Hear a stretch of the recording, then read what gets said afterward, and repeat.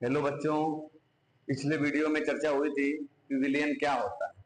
आपको बताया गया कि विलयन दो या दो से अधिक पदार्थों का समांगी मिश्रण होता है। विलयन के मुख्य रूप से दो घटक होते हैं, एक विलेय होता है और एक विलायक होता है। विलेय क्या होता है?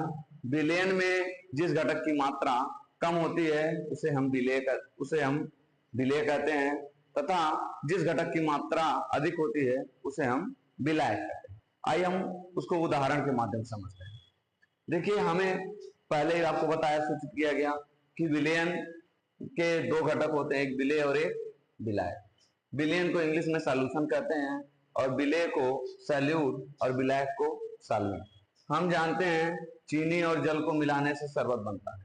हमारा जो शरबत होता है वह घोल होता है और वह घोल, उस घोल को हम लोग क्या बोलते हैं? विलयन बोलते हैं। हमें परिभाषित कराया गया, आपको परिभाषा बताया गया पिछले वीडियो में कि जो घुलता है उसे विलेय कहते हैं। हमें पता है चीनी घुलता है तो चीनी को क्या कहते हैं? विलेय कहते हैं। जल का काम क्या है? चीनी को घोलना। जल को क्या बोलते हैं? विलायक बोलते हैं। दूसरे एग्जाम्पल में देख रहे हैं, चीनी प्लस नमक प्लस जल, ये भी मिलकर के हमारा शरबत बनेगा। चीनी घुलने का काम करता है, नमक घुलने का काम करता है। जो घुलता है उसको हम लोग क्या बोलते हैं? विलेय बोलते हैं। जो घुलता है उसको क्या बोलते हैं? विलेय बोलते हैं। जो घोलता है उसको क्या बोलते हैं? विलायक बोलते हैं। और जो हमारा घोल तैयार हुआ उसको हम क्या बोलेंगे? विलयन बोलेंगे। क्या बोलेंगे उसको? विलयन। देखिए, एक परिभाषा इस तरह से बताई गई कि जो घुलता है उसे विलेय कहते हैं और जो घोलता है उसको हम विलायक कहते हैं। सेकंड परिभाषा आपको बताई गई कि विलयन में जिसकी मात्रा कम होती है उसे विलेय कहते हैं और विलयन में जिसकी मात्रा अधिक होती है उसे विलायक कहते हैं। तो हम देख रहे हैं एल्कोहल और जल को मिलाया जा रहा है। एल्कोहल की मात्रा 70 ml है और जल की मात्रा 30 ml है। जिसकी मात्रा कम है उसको हम लोग क्या बोलेंगे? विलेय। और जिसकी मात्रा अधिक है उसे हम क्या कहेंगे? विलायक कहेंगे। दूसरा वाला उदाहरण देखिए, एल्कोहल का मात्रा है 30 ml और जल की मात्रा है 70 ml। इसकी मात्रा कम है, इसको हम लोग क्या बोलेंगे? विलेय। जिसकी मात्रा ज्यादा है उसे हम लोग क्या बोलेंगे?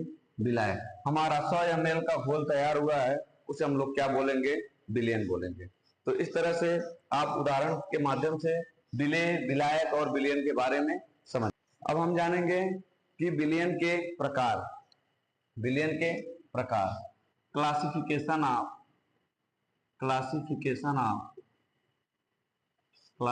Of solution. विलयन का वर्गीकरण। विलयन का वर्गीकरण। विलयन को वर्गीकृत करने का 3 तरीका है। विलयन को बांटा किसके आधार पर गया, किस तरीके से बांटा गया? सबसे पहले हम लोग चार्ट के माध्यम से समझेंगे कि विलयन को कैसे वर्गीकृत किया गया।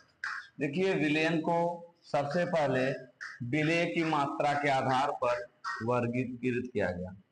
विलेय की मात्रा के आधार पर, on the basis of amount of solute.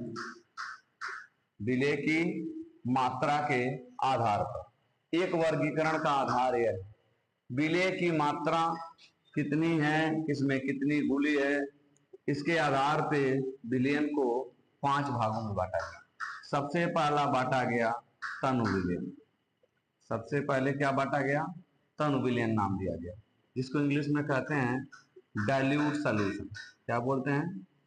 Dilute solution. दूसरा जो है उसको कहते हैं हम लोग सांद्र विलयन। सांद्र विलयन क्या होता है? उसको इंग्लिश में बोलते हैं कंसंट्रेट सॉल्यूशन। Concentrate solution. और तीसरा जो है आपका, उसको नाम दिया गया है संतृप्त विलयन। क्या नाम दिया गया है? संतृप्त विलयन, जिसको इंग्लिश में बोलते हैं सेचुरेटेड सॉल्यूशन। क्या बोलते हैं? Saturated solution. और चौथा जो है आपका, उसको कहते हैं असंतृप्त विलयन। असंतृप्त विलयन को इंग्लिश में बोलते हैं अनसेचुरेटेड सॉल्यूशन, क्या बोलते हैं, unsaturated solution.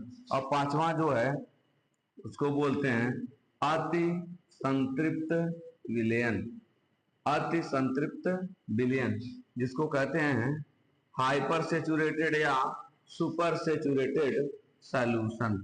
Hyper saturated solution भी बोलते हैं, उसको हम लोग अनसेचुरेटेड सॉल्यूशन भी बोलते हैं। एक वर्गीकरण का आधार है। दूसरा वर्गीकरण का जो आधार है, दूसरे वर्गीकरण का जो आधार है वह है घटक की संख्या के आधार पर। घटक की संख्या के आधार पर, घटक की संख्या के आधार पर, on the basis of, on the basis of number of component, number of component, जो घटक की संख्या के आधार पर। वैसे तो पता है कि घटक की संख्या मुख्य रूप से दो प्रकार की होती है, बट अगर घटक की संख्या दो होती है तो उस विलयन को कहते हैं द्विअंगी विलयन। क्या बोलते हैं उसको हम, द्विअंगी विलयन, जिसको इंग्लिश में बोलते हैं बाइनरी सॉल्यूशन। क्या बोलते हैं, बाइनरी सॉल्यूशन। अगर तीन घटक हैं तो उसको बोलते हैं त्रिअंगी विलयन, इंग्लिश में उसको बोलते हैं टर्शियरी सॉल्यूशन। क्या बोलते हैं, टर्शियरी सॉल्यूशन। अगर घटक की संख्या चार है तो उसको बोलते हैं चतुष्अंगी विलयन। क्या बोलते हैं, चतुष्अंगी विलयन, जिसको इंग्लिश में बोलते हैं क्वार्टरनरी सॉल्यूशन। क्या बोलते हैं, क्वार्टरनरी सॉल्यूशन। वर्गीकरण का एक आधार यह हो गया। इस तरह से तीन भागों में विलयन को बांटा गया। अगला आधार जो है विलयन के वर्गीकरण का वह है प्रावस्था के आधार। किसके आधार पर, प्रावस्था के आधार पर, on the basis of, on the basis of phase. किसके आधार पर, प्रावस्था के आधार पर, प्रावस्था के आधार पर। प्रावस्था के आधार पे तीन प्रकार के विलयन को तैयार किया गया। एक कहा गया गैसीय विलयन, दूसरा जो था उसको कहा गया द्रवीय विलयन, और तीसरा जो था उसको कहा गया ठोस विलयन। और इसी को तीन प्रावस्था को देख करके तीन इसके और तीन इसके प्रकार में वर्गीकृत किया गया। मतलब सॉलिड में अगर यही कह दिया जाए, गैस वाले में तीनों प्रावस्था गैस में हो और उसमें मिलाने के लिए लिक्विड, सॉलिड और गैस मिला दें, ऐसे ही लिक्विड तीनों फेज में लिक्विड लेकर के एक बार सॉलिड, लिक्विड, गैस मिला दें, और ऐसे सॉलिड तीन बार लेकर के हम एक बार सॉलिड, एक बार लिक्विड, एक बार गैस मिला दें, तो इस तरह के हमारे 9 प्रकार के विलयन बन जाएंगे। तो इस तरह से विलयन 5 इसमें, 3 इसमें, 8 और 9 इसमें, 9 8 17 प्रकार के विलयन हो गए। हम 17 प्रकार के विलयन की अब चर्चा करते हैं। पहले इसको नोट कर लीजिए आप सभी लोग, इसको अच्छे से आप सभी लोग नोट कर लीजिए।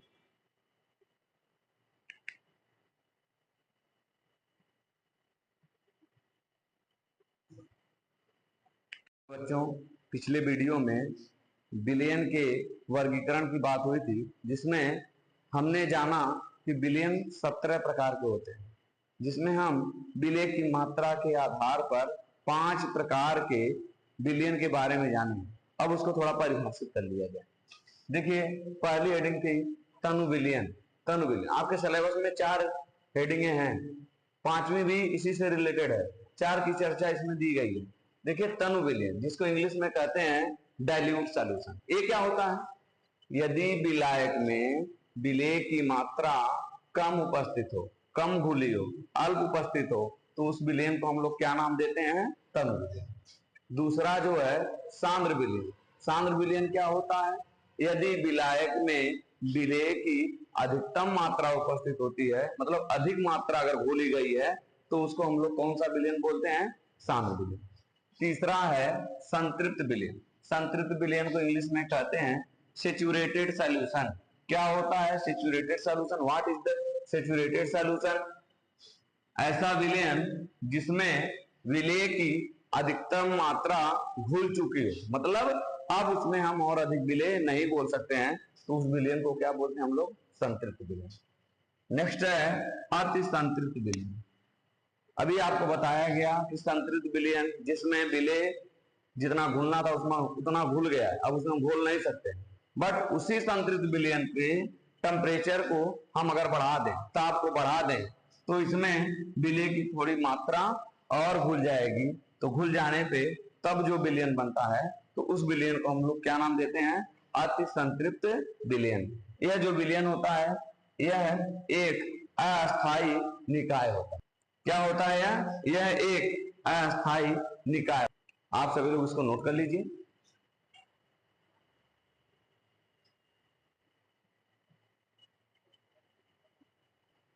अब हम बात करेंगे कि द्विअंगी विलयन क्या होता है। आपको पहले बताया गया कि ऐसा विलयन वह विलयन जिसमें घटक की संख्या 2 होती है उसे क्या बोलते हैं? द्विअंगी विलयन।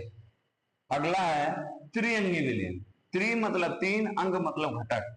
ऐसा विलयन जिसमें घटक की संख्या 3 होती है उसे क्या कहते हैं? त्रिअंगी विलयन। चतुसंगी विलयन क्या होता है? वह विलयन जिसमें घटक की संख्या 4 होती है उसे हम क्या बोलते हैं? चतुसंगी विलयन। नोट कर लीजिए इसको भी आप सभी लोग।